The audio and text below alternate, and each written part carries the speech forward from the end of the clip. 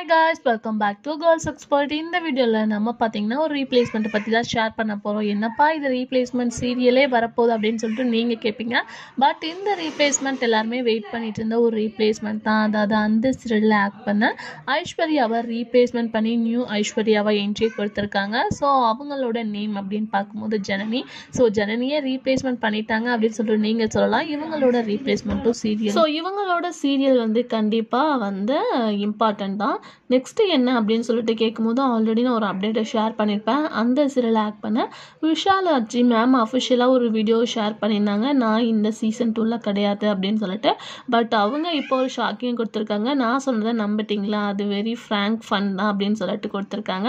ஏன்னா அவங்களோட ப்ரோமோவும் எஸ்டர்டே காமிச்சிருப்பாங்க. ஸோ இதை பார்த்துட்டு நானே ஒரு வீடியோ ஷேர் பண்ணிட்டேன். ஏன்னா அவங்களே அஃபிஷியலாக ஷேர் பண்ணியிருந்தனால. பட் அவங்க வெறும் ஃபன் அப்படின்ற மாதிரி வந்து ஆன்சர் பண்ணியிருக்காங்க. நெக்ஸ்ட் பார்க்கும்போது ஹீரோவோட என்ட்ரி.